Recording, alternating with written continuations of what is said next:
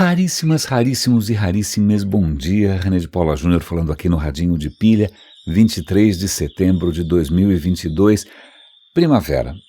Eu não sei que sinais a gente percebe disso à nossa volta. Eu tenho uma flor de maio que curiosamente resolveu florescer meses depois da data prevista.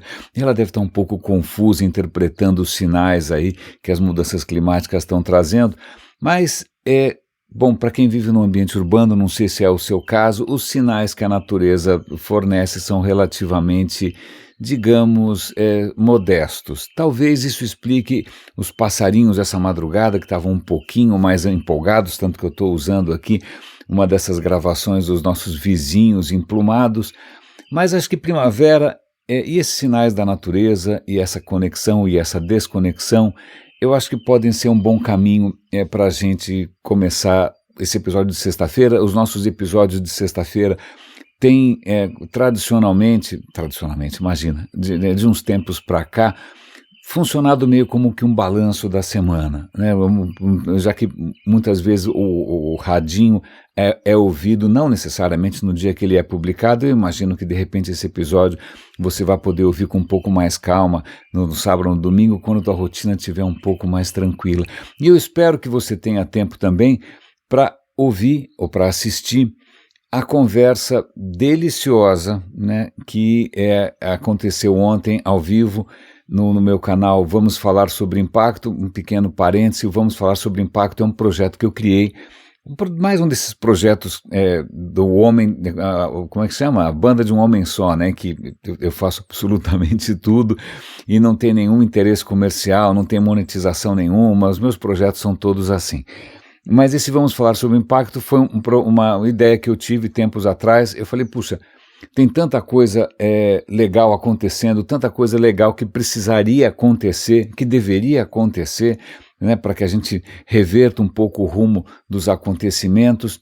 A gente fica aqui só falando, a gente nem tanto, acho que o radinho é quase que um oásis nesse sentido, mas por aí tem tanto papo furado em cima de inovação, tecnologia, digital, como se isso fosse fazer tanta diferença assim, como se realmente o problema fosse esse, e eu modestamente acho que não é. Eu falei, bom, eu quero ouvir outras pessoas, eu quero ouvir pessoas que estão causando ou provocando impacto nas áreas mais diversas, eu quero respirar esses outros ares.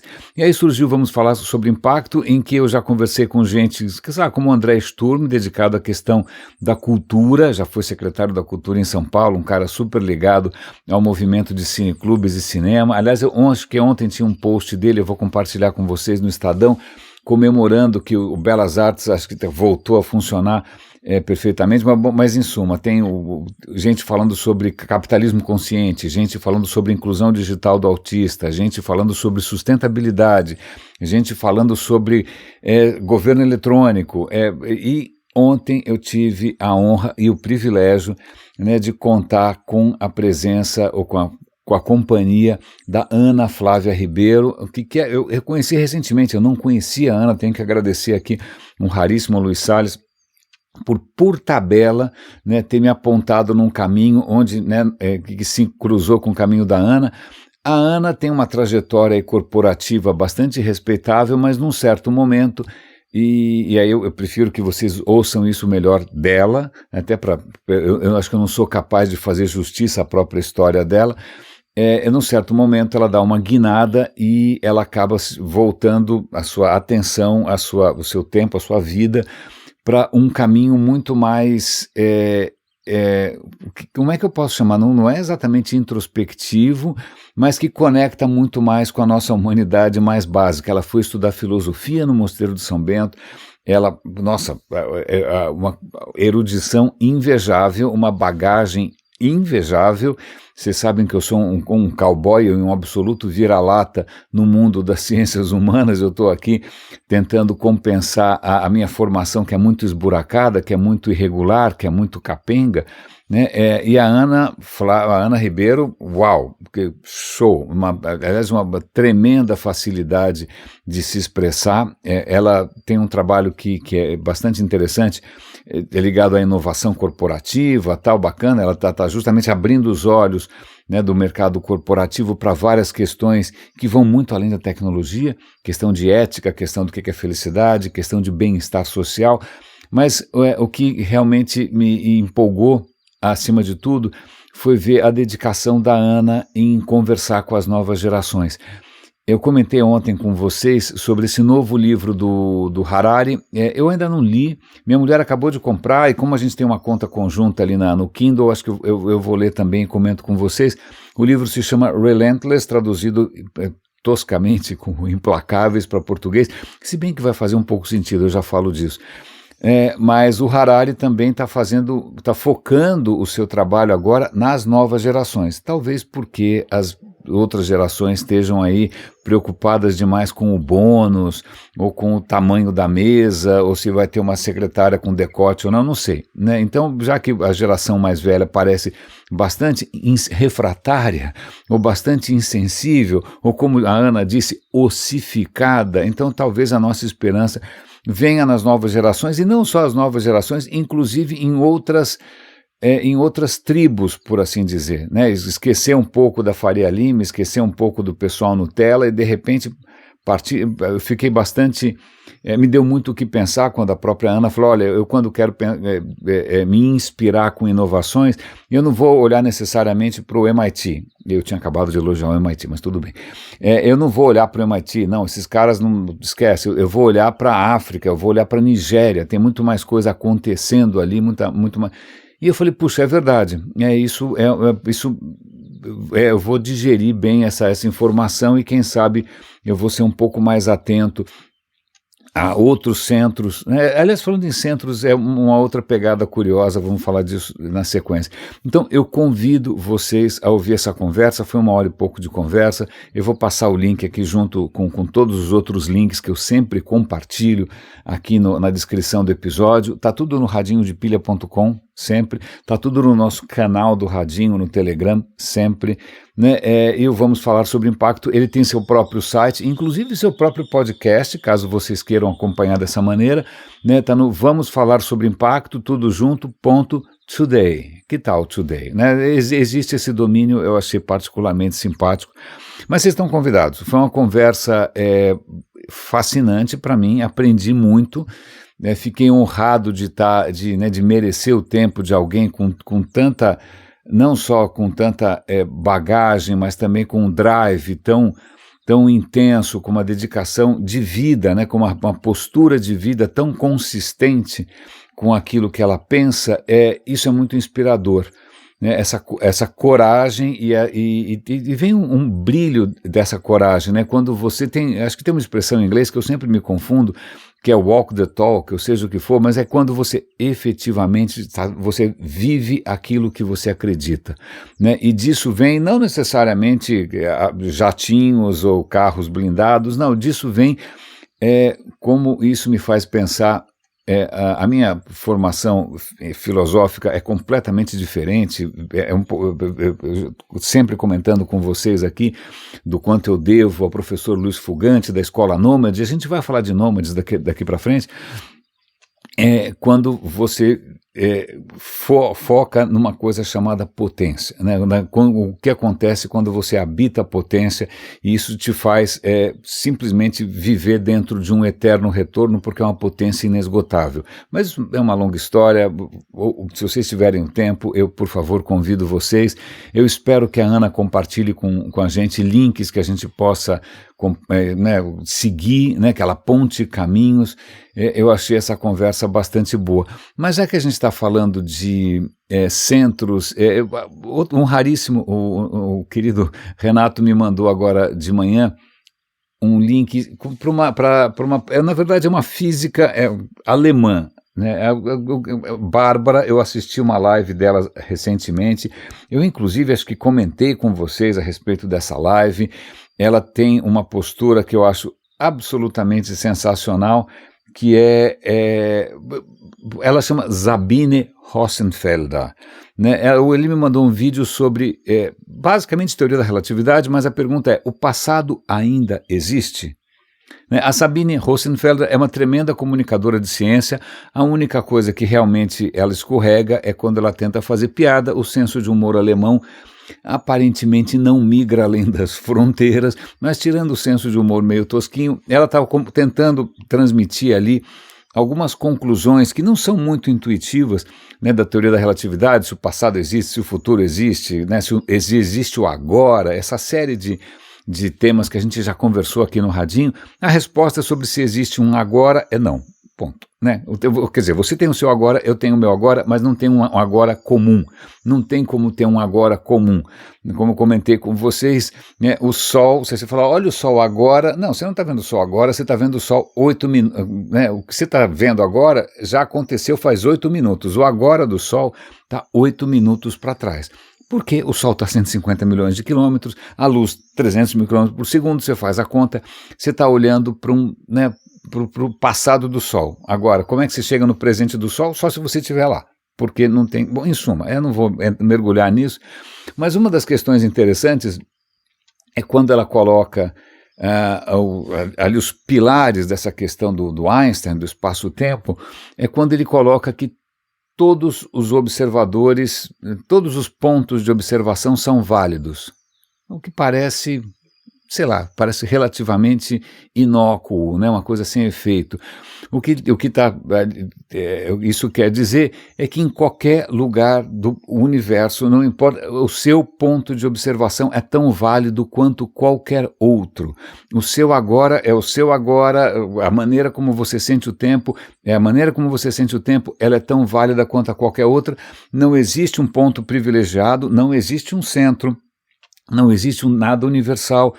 Todo ponto tem ali os seus qualquer lugar do universo, no passado, no futuro, ele é um ponto de observação praticamente igual a todos os outros. E isso me faz lembrar, quando a gente fala quando a gente quer falar que alguma coisa eu detesto a palavra disrupção, né? Mas quando a gente fala que alguma coisa realmente mudou, né, virou uma página ou abriu um caminho completamente novo, a gente pode chamar de uma revolução copernicana. Copernicana porque o Copérnico teve a coragem de propor que, olha, desculpa, não sei que livro que você andou lendo, não sei em quem que você acredita, em que igreja que você vai, mas assim, a Terra não é o centro do universo, ponto. Lamento informar, o centro do universo é o Sol. Acho que eu formulei errado. Né? O que ele disse é o seguinte, o Sol não gira em torno da Terra, lamento informar, a Terra é a Terra que gira em torno do Sol. A perspectiva é diferente. Isso, na época, era de uma coragem extraordinária, porque se você disser que a Terra gira em torno do Sol, você está contrariando uma história X da Bíblia, que eu já esqueci qual que era algum exército, não sei aonde, e que acho que por algum milagre o Sol parou. Né? Se o Sol para, é porque ele está andando e a Terra não. Né? Então, se você fala que, desculpa, o Sol está lá no centro e a gente que está dando volta, então essa história da Bíblia fica... É uma contradição, não pode. Então, numa hora dessas, infelizmente, em alguns tipos de modelo de pensamento, quando os fatos contrariam a teoria, você muda os fatos, não é? Então, o Copérnico foi muito corajoso quando ele disse, olha, lamento informar, a Terra gira em torno do Sol. E Copérnico também propõe que, na verdade, veja bem, ainda mais quando você soma isso com Galileu, quando Galileu pega um telescópio e mostra, olha, não só a gente gira em torno do Sol, mas olha, você tem satélites girando em torno de Júpiter, satélites girando em torno de Saturno. Então, começa a se chegar numa conclusão de que todo lugar é todo lugar é tão válido quanto qualquer outro, né? Não tem nenhum lugar preferencialmente onde as leis são diferentes ou que pode ser chamado de centro. Mas agora, uma coisa que eu até vou tentar me aprofundar um pouco mais, essa noção de Copérnico e também a noção de Galileu, elas ficaram registradas porque, afinal, são ícones da ciência, né? São figuras que, né, vieram com teorias, com geometria, com matemática, mas tem uma figura que a gente não pode esquecer que não ficou registrado na história tão bem assim. Essa figura se chama Giordano Bruno. Giordano Bruno. Até vou pegar aqui quando é que nasceu Giordano Bruno. O Giordano Bruno, ele nasceu perto de Nápoles, ele nasceu numa cidade de Nola. Ele nasceu quando o Brasil já existia, já tinham descoberto o Brasil, tá bom? Ele nasceu em 1548, nasceu no século XVI. Ele começa a vida dele estudando, acho que via um frade dominicano, ou seja, mas ele começa a ter ideias próprias. Essas ideias próprias começam a se chocar com as noções religiosas. Ele produz uma obra gigante, uma obra, aliás, bastante difícil, porque ela é meio difícil de classificar, ao mesmo tempo que ele fala de coisas eruditas e de coisas quase que teológicas, ele fala palavrão no meio, é uma figura bastante singular. Mas o que acontece é que isso o coloca em rota de colisão com a igreja, e ele é julgado, preso, condenado, e ele é queimado na fogueira.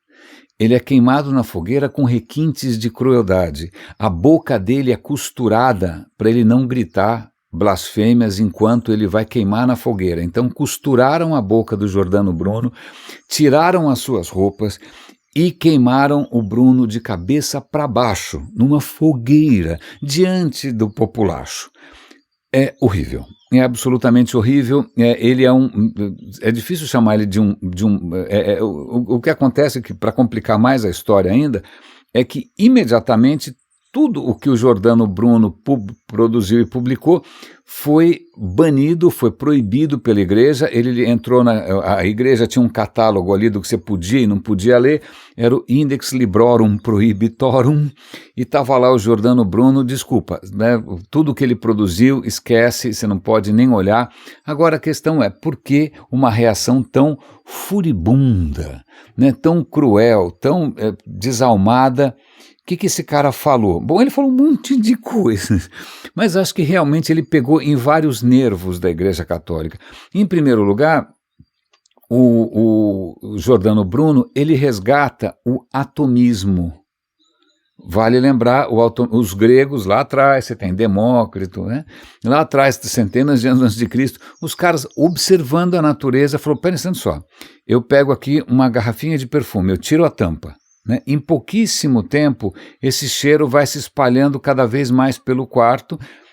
Então, se ele está se espalhando gradualmente, é porque alguma coisa está sendo liberada, partículas que eu nem estou vendo, né? As partículas que são tão pequenas que provavelmente o perfume demora muito para baixar, não é que ele evaporou completamente, né? Então, existem partículas muito pequenas que a gente não percebe, eles levam adiante esse raciocínio, né? E chegam à profunda conclusão de que o universo é feito de partículas tão pequenininhas que você não consegue mais dividir, daí que vem a palavra átomo, vocês sabem disso, átomo, você não consegue dividir.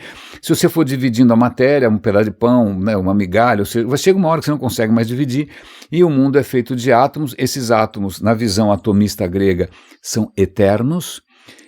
Eles se combinam meio que aleatoriamente, eles se encaixam e se soltam. Então tudo que você vê no mundo, né, uma planta crescendo, eu ficando mais velho, etc. e tal, são esses átomos se recombinando o tempo todo. Uma visão, cara, desculpa, para quem não tinha instrumento científico quase nenhum, né, convenhamos que você tem que bater palmas. Vale lembrar também que os gregos já tinham se tocado que a Terra é redonda, já tinham calculado com uma relativa precisão, né, o diâmetro da Terra. Pois bem, mas isso na hora que vem os monoteísmos em geral, isso é absolutamente banido, porque isso, se você tem um mundo onde os átomos são eternos e são eles que criam e descriam as coisas, cadê o outro mundo? Cadê? Né? Porque se tudo são átomos, então cadê? Como é que fica? Bom, em suma, o atomismo foi banido também, né, durante muito tempo. O Giordano Bruno teve a empáfia de ressuscitar o atomismo, mas não só isso, né? Ele não só retoma essa história do infinitamente pequeno, mas ele propõe que o universo é infinito, né? Ele é infinito, onde quer que você olhe, porque até então, vamos lá, até então infinito, só uma coisa no mundo era infinita. Adivinha o quê? O cara barbudo. Ok, esse era o único cara infinito. Agora o universo era finito. Afinal, ele construiu o universo, começou num certo momento, o mundo vai acabar num outro momento, sei lá eu. Mas não, o que o Giordano Bruno propõe, isso no século XVI, é que o universo é infinito e que certamente existem inúmeros outros planetas como a Terra e que também devem abrigar formas de vida e que qualquer ponto desses é indiferente. O universo, para onde quer que você vá, tanto na escala macro, na grande escala, ele é infinito, como também na direção, né, do pequenininho, ele também é infinitesimal, ele também é feito de átomos. Essa ideia de que o universo era infinito e de que qualquer lugar era qualquer lugar, que poderia haver outros planetas com outras formas de vida, isso foi mais ou menos o caminho da sepultura do rapaz. E mais ainda, ele propõe uma coisa extremamente curiosa. Ele propõe uma coisa que depois acho que outro filósofo, que é o Leibniz, vai tentar retomar, mas que a ideia é que a consciência não é só não é um monopólio da espécie humana, né? Você sabe que mesmo na espécie humana algumas pessoas não têm consciência nenhuma, mas mesmo assim ele estende a questão da consciência ou algum nível de consciência até os átomos. Então, segundo Giordano Bruno, que é aliás, um pensamento extraordinário, porque não é um pensamento matemático, ele chama de um pensamento poético, né? Ele não está construindo um sistema, ele está construindo uma visão de mundo, né? Então, segundo ele, todas as coisas têm algum tipo de consciência, sobretudo porque os átomos teriam um certo nível de consciência. Se as coisas são feitas de átomos, pois bem, então tudo tem algum nível de consciência. Tem inúmeros outros desdobramentos das noções do Giordano Bruno.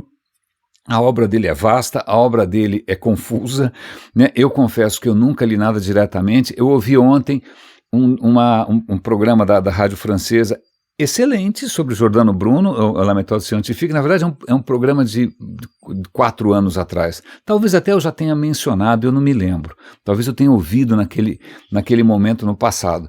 Mas eu achei que ouvir isso de novo agora casou com várias coisas, né? Essa noção, veja quantas noções poderosas, né, a gente enterrou, a gente sentou em cima, a gente trocou por outras ideias só para, sei lá, só para não entrar em conflito com um determinado livro, não é? Então a gente tem, ontem eu estava falando dos animais medievais, o quanto a tradição, sobretudo a tradição abrâmica, né, de que acreditar que, olha, nós somos, a espécie humana é privilegiada porque ela é igual ao Criador, agora o resto você faz o que você bem quiser.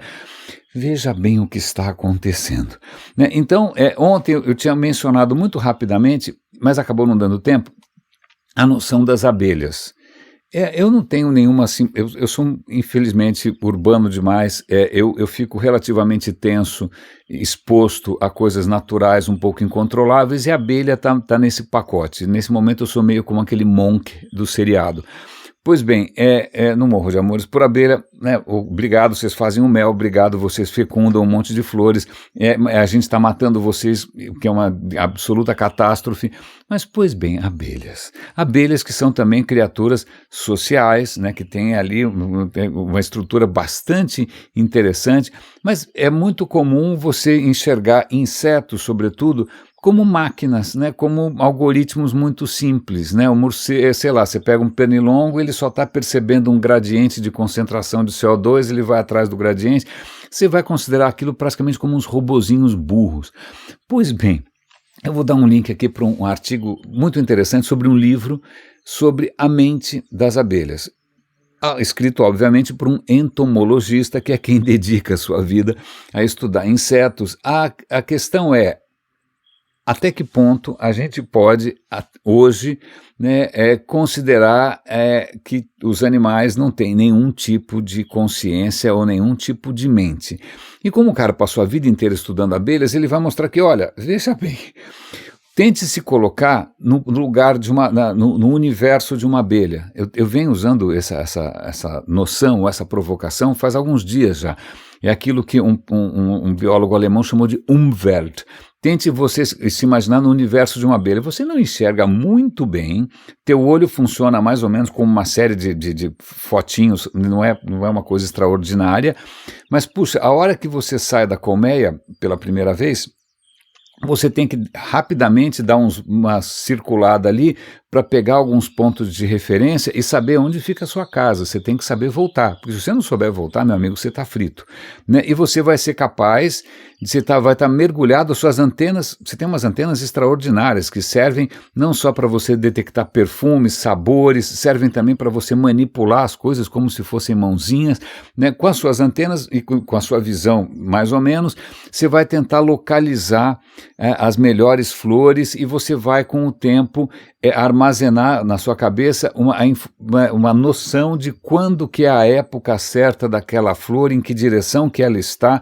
Peraí, você está construindo um modelo tridimensional, você está construindo um modelo, na verdade, no espaço-tempo, em 4 dimensões, porque tem tempo nessa história, né? Quando você volta para a colmeia, e isso que é uma coisa que eu nunca tinha parado para pensar. Eu já tinha visto que as abelhas se comunicam, né, dentro da colmeia fazendo danças, né? Elas fazem ali uma coreografia, essa coreografia, todo mundo presta atenção, depois que eles assistem a coreografia, curiosamente elas passam a saber aonde que tem uma fonte nova de néctar. Ou seja, aquilo que parecia uma dancinha é na verdade a transmissão, a comunicação de um sistema de coordenadas, né? Ela está dançando ali, de alguma maneira passando coordenadas bastante precisas, né? Eu já tinha visto, acho que isso em vídeo, mas o que eu nunca tinha parado para pensar é que quando a gente vê isso em vídeo, não é assim que as abelhas vêm, porque isso acontece dentro da colmeia no escuro. Agora, eu não tenho a menor ideia de como no escuro as abelhas conseguem entender a dancinha dos outros. E aí a história toda vai se aprofundando, porque abelhas têm diferentes, mesmo na mesma colmeia. Você tem abelhas que são mais inteligentes, você tem abelhas que são menos inteligentes, você tem abelhas que são capazes mais ou menos ali de tomar algumas decisões que envolvem tempo, você tem abelhas mais desinibidas, menos desinibidas. Então, pera lá, né? Como é que você vai considerar uma criatura tão sofisticada, né, que se comunica, que mapeia no tempo, que tem memória, que tem temperamentos diferentes, que reage de maneiras diferentes, como é que você vai atribuir, você vai negar a essa criatura um nível mínimo de consciência, né? E aí a gente começa a pensar que eu talvez não estou dizendo que os átomos tenham consciência, isso tem um nome, na verdade, isso se chama panpsiquismo, né? Aliás, tem muita gente por aí defendendo essa história, mas sem nada esotérico, pelo amor de Deus, por favor.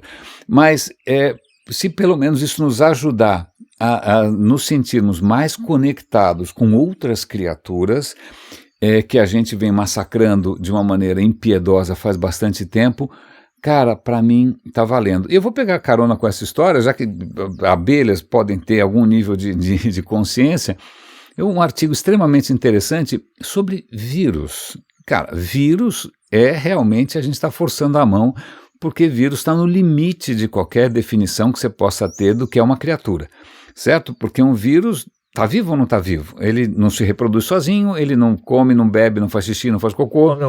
O que acontece? O que é o diabo de um vírus? Mas ele existe, certo? Mas o que é interessante aqui é que mesmo vírus, que muitas vezes são muito simples, tem lá um punhado de genes, né? O que acontece é que os vírus parecem ter desenvolvido um tipo ali de sabedoria ou de esperteza interessante. Por exemplo, vamos pensar no vírus HIV. O vírus HIV, quando alguém contrai o HIV, você não desenvolve AIDS imediatamente, né? O vírus ele vai infectar suas células, ele vai ali se acomodar dentro do seu próprio DNA, ele vai ficar ali no teu DNA quietinho, lá, né? Só que em algum momento ele resolve, ok, pronto, acabou, eu fiquei aqui quietinho, na boa, pegando carona, agora eu vou me reproduzir que nem um louco, vou explodir essa célula aqui e dane-se. Quando que ele decide isso? Quando que ele decide mudar o comportamento? é um sinal de estresse, e não é só o vírus da AIDS, tem uma série de vírus que fazem coisas parecidas. O vírus da herpes faz uma coisa parecida. Você tem vírus, inclusive, que atacam bactérias, que são os bacteriófagos, também chamados de fagos. Os fagos também têm uma coisa parecida. Eles, em princípio, eles percebem alguns sinais e aí eles podem adiar, né, o massacre ou podem adiantar o massacre. E os cientistas estão começando a descobrir como isso funciona. Vários mecanismos possíveis. Por exemplo, um bacteriófago desses daí, que ataca bactérias, o que ele faz? Toda vez que ele infecta uma bactéria e fica ali dentro quietinho esperando, ele solta no ambiente uma moléculazinha, ok? Ok. Por que ele faz isso? Porque vamos imaginar, né, ele não sabe o que está acontecendo em volta, ele não sabe se ele está sozinho, ele não sabe quantas células tem, ele não sabe em que pé que está essa invasão, mas se cada vírusinho deixa uma molécula, se ele percebe que tem um monte de molécula lá fora, ele fala, opa, isso significa que existe uma abundância de bactérias, eu não preciso mais segurar a onda aqui, já que tem uma abundância, vamos explodir e matar um monte, que está tudo bem, vai sobrar, né? A gente vai conseguir economizar aqui algumas. Isso é o que é chamado normalmente de você detectar o quórum, né? O quanta gente tem em volta, quantos vírus tem em volta, quantas bactérias tem em volta, porque o vírus não é doido, eu sei, eu estou antropomorfizando, eu estou atribuindo ao coitado do vírus, né, atributos que são humanos, mas assim, nenhuma criatura é besta, nenhuma dá tiro no pé, ele não dá um tiro no pé, ele só vai entrar em ação quando ele percebe que ele já tem ali uma certa massa crítica e isso vai ter algum efeito interessante. Agora, os vírus que, em princípio, afetam humanos e que ficam ali quietinhos esperando, eles parecem ser sensíveis ao seguinte. Aliás, vou fazer um pequeno parênteses, vou dar um link aqui para um vídeo que eu não ia assistir, o vídeo era sobre apoptose. Eu não sou um profundo conhecedor de biologia, mas eu falei, cara, a apoptose não é morte celular, por que eu vou... Bom, no fim eu acabei assistindo, foi sensacional, porque células, elas já nascem equipadas com todo o kit completo para se autodestruir. Né? Quando vem a ordem para uma célula se autodestruir, ela aciona uma sequência de processos, ela corta as próprias proteínas, faz isso, faz aquilo, muda a membrana, sinaliza e bum, explode. Toda a célula é praticamente um homem-bomba. Né? Ela já vem ali com o kit para humildemente, né, se sacrificar caso alguma coisa dê muito errado. Ok? Ok. Aliás, o câncer é o câncer porque o câncer simplesmente desliga esse mecanismo todo. Quando o corpo manda o câncer se matar, o câncer não está nem aí, continua se espalhando, mais ou menos como candidatos que a gente está vendo agora na eleição. Pois bem, eu estou falando aqui de apoptose. O vírus, sei lá, o vírus da herpes, o vírus do HIV, ele está dentro da sua célula ali quietinho, dentro do seu DNA esperando. Se ele percebe que alguma coisa está acontecendo e o DNA da célula está sendo prejudicado, ele fala, esse barco está afundando, alguma coisa está acontecendo, eu vou começar a me multiplicar antes que a casa caia. Né? Porque o que acontece é se o DNA da célula está sendo atacado por algum outro fator qualquer, né? Seja lá o que for, né? Alguma coisa tóxica, se ele esperar demais, a célula inteira se desintegra e ele vai junto. Então, quando ele percebe sinais de mudança de DNA corrompido, ele fala, esse negócio aqui é melhor eu me multiplicar o quanto antes e bum. É por isso que muitas dessas doenças, elas se manifestam, herpes, por exemplo, em caso de estresse. Você está estressado, isso provoca ali, provavelmente começa a provocar apoptose em algumas células, o vírus fala, alerta vermelho, a casa vai cair, então veja, um vírus tem essa capacidade de ficar atento e ter praticamente um algoritmo, ele decide quando que ele vai fazer isso ou não. Então essas pequenas coisinhas começam a mostrar para a gente o quanto as coisas são mais sofisticadas e um pouco mais sábias do que a gente mesmo, porque a história da civilização, como diria o Yuval Harari, não é mesmo? Se você olhar de perto, a gente é devastador, a gente não consegue resistir a um bom tiro no pé. E eu vou comentar, por onde que eu começo isso? Tem várias histórias curiosas. Por coincidência, hoje surgiram várias histórias na minha timeline aqui de descobertas arqueológicas, novos hieroglifos hititas num túnel não sei aonde, ou então novos, um forno encontrado em Troia, ou então alguma coisa, vestígios bom, então esses vestígios são legais. Eu acho que realmente é um bom começo. Encontraram arqueólogos israelenses e descobriram ali numa região de Israel chamada Tímina, onde ficariam o que na Bíblia eram chamadas as minas do rei Salomão. Eles descobriram que aquela região em Tímina era uma região que produzia cobre, tá bom? Cobre, fundamental cobre, você não teria a idade do bronze sem cobre, porque bronze precisa de cobre, certo? Alguém precisa fazer cobre. Por sorte, cobre é o mais fácil de fazer, ele derrete relativamente fácil, é relativamente abundante, e aquela região de Tímina era especializada em cobre.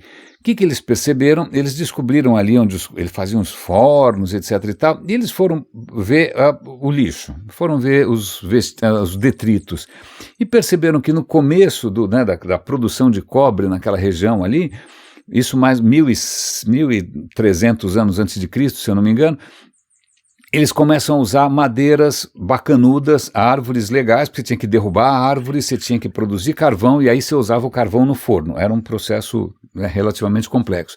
Então, primeiro as árvores mais nobres que estavam ali perto. Com o tempo, a madeira que eles estão usando, o carvão que eles estão usando, é de qualidade cada vez pior e aparentemente vindo de cada vez mais longe.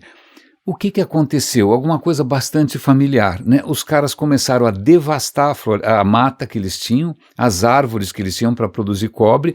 Não foi um processo sustentável, eles foram devastando cada vez mais até a hora que acabou. A hora que acaba, a produção de cobre em Tímina fica suspensa por 1000 anos, vai demorar, sei lá, os nabateus vão ter que ressuscitar essa história, e a própria região mudou, a paisagem mudou, porque os caras devastaram tudo para produzir cobre. Vale lembrar aqui também que quando a gente pensa no Mediterrâneo, a gente pensa ali a civilização grega se espalhando pelo Mediterrâneo, não é só porque os caras eram navegadores, eram aventureiros, não, é porque o processo agrícola grego era tão tosco, era tão era tão devastador para o meio ambiente, que depois de muito pouco tempo o solo ficava árido e eles tinham que partir em busca de novas ilhas, novas cidades, porque onde eles pisavam literalmente não crescia grama. Não sei se você já esteve na Grécia em algum momento, mas realmente a região ali é um pouco, não parece mais tão propícia assim ao cultivo de absolutamente nada.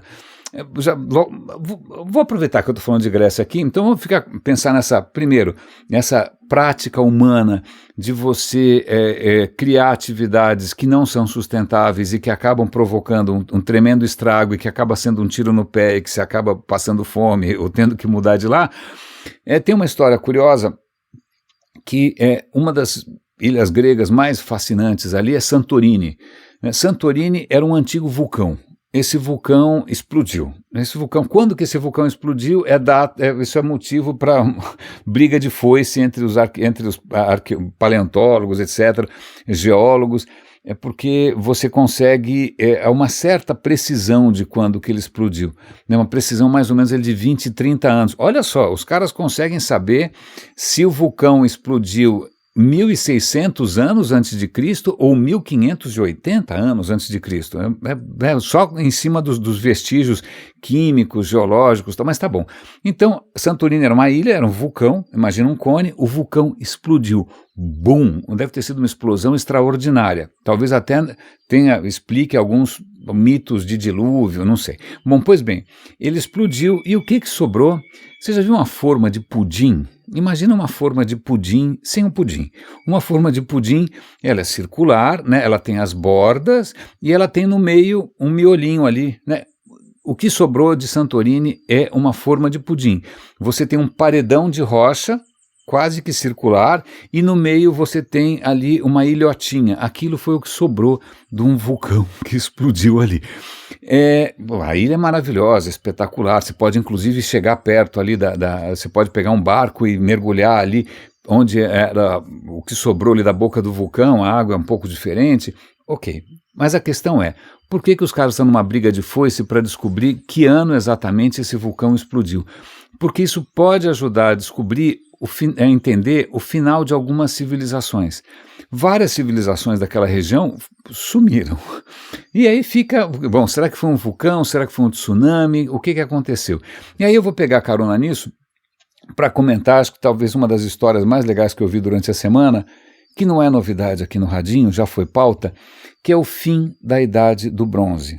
Pasme, mas houve já uma globalização antes dessa nossa globalização aqui, né? Mais ou menos 1.200, 1.300 anos antes de Cristo, você tinha os faraós no Egito, você tinha os assírios, os babilônios, os hititas, você tinha, sei lá, a civilização micênica no Mediterrâneo. Isso, tinha um monte de coisa acontecendo 1.300 anos antes de Cristo, mas o que é mais legal é que nessa época, que é chamada, que é o que a gente chama hoje de Idade do Bronze, cara, o mundo era interconectado. Até para você produzir bronze você não tira do chão, bronze, né? Bronze você precisa de cobre, aquele cobre que detonou o vilarejo de Tímina, mas você precisa de estanho, eventualmente de antimônio, cada coisa vem de um lugar diferente, então você precisa de comércio internacional para fazer bronze. Se não tiver comércio internacional, gente trazendo de barco, trazendo em caravanas, trazendo produtos de vários lugares do mundo, e naquele tempo o mundo era grande, tudo estava muito conectado, a Índia, cara, coisa vindo de tudo quanto é canto que você pode imaginar, tudo isso circulando através de mercadores, navios com mercadorias, e naquele tempo os reis ali, os faraós, estavam todos se comunicando, trocando cartas, falaram, olha, a gente está passando fome aqui, você não quer mandar um pouco de trigo para a gente? Pois não, olha, o seu carregamento não chegou, me manda uma esposa também. Era uma época global, era uma época de trânsito de mercadorias, de interdependência, e isso, curiosamente, ou intrigantemente, sobe no telhado muito rapidamente. Por volta do ano 1200 a.C., a coisa começa a degringolar em todos os lugares, praticamente ao mesmo tempo. Em questão de 20 ou 30 anos, acabou. Não tem mais essa globalização, e não estou brincando, em 20, 30 anos, é uma geração, né? Provavelmente a idade de muitos de vocês. Não é? Esse mundo inteiro desmoronou. Alguns mais ou menos se seguraram, né? O Egito mais ou menos não se segurou, mas os hititas foram para o buraco, os assírios desapareceram, a civilização micênica tomou um tombo. Em alguns lugares a população caiu 2/3. É como se você pegasse 3 pessoas, mata 2, sobrou 1. A população caiu imensamente. Os arqueólogos hoje, quando veem cidades naquela região, eles percebem que nesse momento, né, entre 1200 e 1177, por aí, nesse intervalo de 20, 30 anos, cidades foram totalmente destruídas, incendiadas. Você tem cidades antigas que têm corpos nas ruas, você tem cidades que estão cobertas de pontas de flechas. Não foi, obviamente, ao mesmo tempo, não foi uma bomba nuclear, o Putin não existia naquele momento, nem o Kim Jong-un, né? Mas no intervalo bastante curto, cidades que eram maravilhosas, sensacionais, elas caíram completamente em desgraça, né? Morreu muita gente. Aí o que acontece? Esses experimentos de convívio humano, que uma cidade é isso, a cidade é um experimento, não havia cidades antes, né? A gente inventa cidades, e a gente vai inventando elas sem parar. Na hora que elas entram em colapso, as populações se espalham, elas vão embora, os que não morreram vão embora, e de repente vão lá para o Levante, ou para alguma outra região, elas vão se espalhando, porque simplesmente aquele mundo desmoronou. Por que esse mundo desmoronou? E aí isso, obviamente, os arqueólogos, os historiadores estão lá batendo cabeça, estão tentando ver as datas, né, porque a data é importante. Isso foi mudança climática, foi uma grande seca que aconteceu. Pera, vamos ver. Quando aconteceu essa seca? Foi antes ou foi depois? Ou foi no meio? Então os caras estão ali brigando para tentar entender com precisão, porque imagina, é uma faixa de tempo muito curta, né? São 20, 30 anos. Então você tem que saber se o vulcão estourou antes ou depois, se teve seca antes ou depois. Mas tudo indica, a hipótese mais consensual até agora, que por um fator ou por outro, talvez vulcões, ou seja o que for, você passa a ter um inverno prolongado, com seca, né? E isso começa a prejudicar a produção agrícola numa região bastante vasta. Provavelmente não da mesma maneira em todos os lugares, mas simplesmente era uma época ruim, era uma época de fome. E aí vale lembrar, quando a gente mora numa cidade, como eu, por exemplo, eu não sei plantar nem feijãozinho. Eu acho que eu fiz isso na escola, eu não lembro como é que faz. Quem mora numa cidade não produz o seu próprio alimento. Ele depende dos agricultores, da comida que vem de longe, muito longe às vezes, não é? Naquele tempo mesmo, de repente o trigo vinha do Egito, ou o trigo vinha de algum outro lugar. Né? Então, as cidades dependem da produção de alimentos. Naquele tempo, a forma de você pagar, inclusive, muitas vezes era em grão. Né? Você é um soldado, você trabalha lá para o rei Assurbanipal, ou seja, quem for, você recebe isso em grão, você recebe isso em cevada, sei lá em que você recebe. Agora, vamos imaginar que, por uma questão climática, você de repente não consegue mais produzir tantos alimentos. Bom, tá legal, então vamos ver se a gente consegue comprar do vizinho, o Egito, manda aqui, ou a Síria, eu vou te mandar também. Agora, vamos imaginar que isso comece a não dar conta, e aí o sistema social entra em colapso, as pessoas não estão mais recebendo, elas já começam a duvidar se esse rei é tão mágico assim, se ele é tão poderoso. Então, todo o sistema, não é só uma questão de fome, é todo o sistema econômico, todo o sistema social, que era muito complexo, essa é a palavra-chave, complexo, porque tudo dependia de tudo. Na hora em que um dos pilares começa a fraquejar, a coisa toda começa a sair fora de controle. Né? E o que provavelmente deve ter acontecido é que algumas populações mais prejudicadas começam a falar, eu ouvi falar que no Egito lá a vida é farta, vamos todo mundo para lá. O que faz lembrar desses imigrantes tentando ir para a Europa, morrendo no meio do caminho, pulando o muro nos Estados Unidos e tal. Gente, vamos invadir esses caras porque aqui não dá mais. Lá os caras estão no bem bom, né? E aí esses povos começam e aí a gente não sabe muito bem os detalhes, aí começam uma série de conflitos armados, uma série de invasões. O registro melhor que a gente tem é o Egito, porque o Egito registrava muito bem as coisas, ele registra 2 grandes batalhas no intervalo aí de 20 anos, com o que eles chamaram de povos do mar, né? Invasores que vinham ali, o Egito estava um pouco mais bem estruturado, conseguiu resistir um pouco melhor. Mas veja que interessante, eu acho que isso dá o que pensar.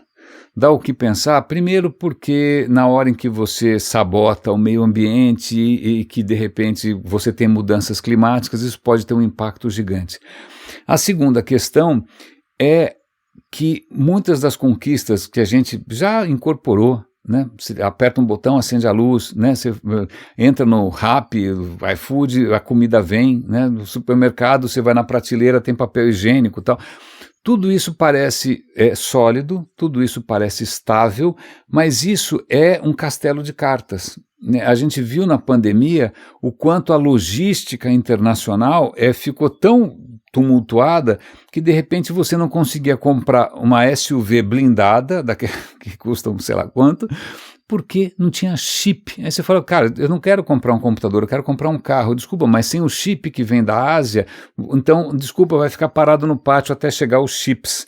Ou então você tem um transtorno inimaginável como esse na Ucrânia, que de repente bagunça a produção, a distribuição de alimentos no mundo todo. Então, veja só, num certo momento a gente conseguiu criar uma rede complexa de inter-relações culturais. Imagina, você não teria o seu monoteísmo preferido se não fosse todas essas trocas, né? Se de repente os povos não tivessem, um cara foi para a Pérsia, viu o zoroastrismo, aí ele viu para o Egito, viu o Deus Sol, você não teria essas trocas todas de idiomas, de culturas, de nada, se não fosse essa complexidade que a gente conseguiu costurar, né? Essa complexidade que atravessava fronteiras, que atravessava culturas, atravessava línguas, mas essa complexidade não tinha resiliência, e isso é algo que a gente precisa, nem precisa, a gente já está reconhecendo. Né? A nossa vida moderna, se a luz acabar por uma semana, eu nem sei. né? Como é que você fica se de repente, como Porto Rico, que volta e meia algum furacão vai lá e derruba absolutamente tudo, como é que você fica se de repente não tiver celular por 2 dias, não tiver luz por 2 dias, não tiver água, né? Então, veja, a gente não é muito bom em aprender lições, sabe? Mas deveria. Porque depois do colapso dessa da Idade do Bronze, e a palavra é colapso, eu sei que tem alguns historiadores que falam, não, a gente não pode ter, isso é um preconceito, você está dizendo que o que veio depois é inferior, não é nada disso, é apenas diferente, isso é uma transição. Não, cara, não é uma transição, morreram 2/3 das pessoas, né? Quando morreram 2/3, não é uma transição, é um colapso, é uma absoluta desgraça, né? Civilizações inteiras se esfarelaram, né? E aí demorou, sei lá, 600 anos, não estou brincando, é praticamente uma idade média. Você tem uma idade média na antiguidade, que é quando, depois do colapso da Idade do Bronze, isso tudo volta para um estado muito primitivo e a coisa só começa a retomar 500, 600 anos depois. Aí vem lá a Grécia clássica, aí vem Roma, aí quando Roma entra em colapso por questões também parecidas, né, complexidade, questões logísticas, invasões, né, ela despenca, a gente passa mais quantos anos?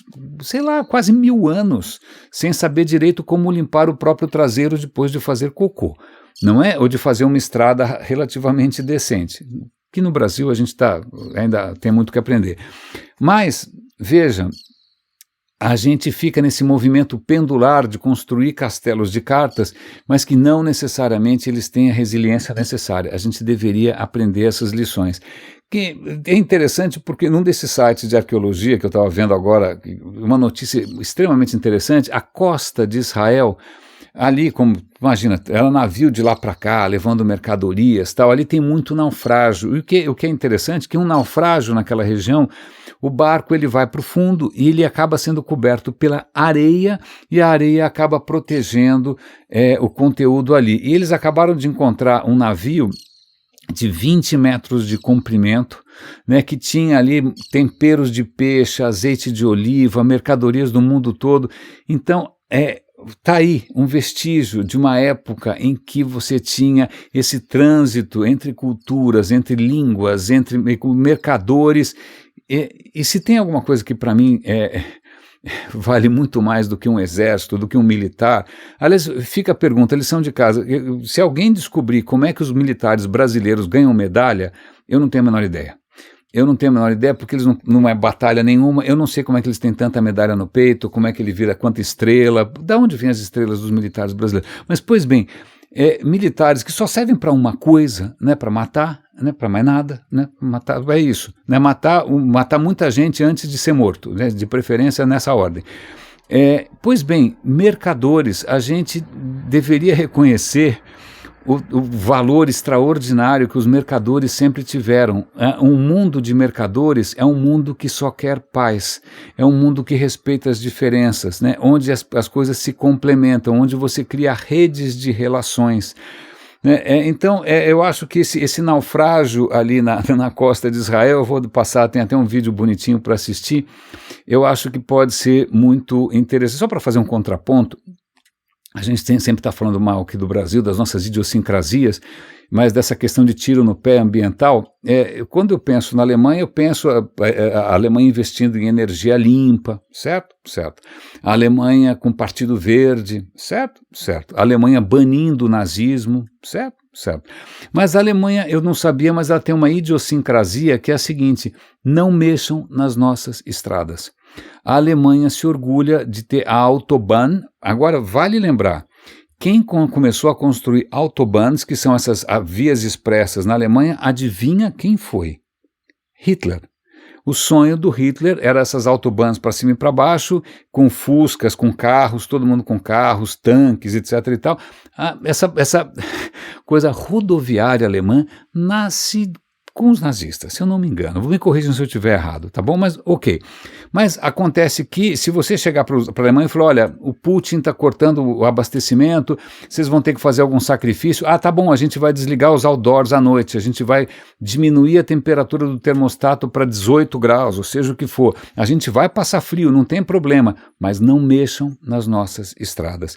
Então, esse artigo começa aqui com um vídeo de um tcheco que acho que foi visitar A Alemanha, e eu tenho parentes que também fizeram uma coisa parecida, alugaram um carrão, nesse caso aqui ele pegou um Bugatti, e ele fez um vídeo dele mesmo dirigindo a 417 quilômetros por hora.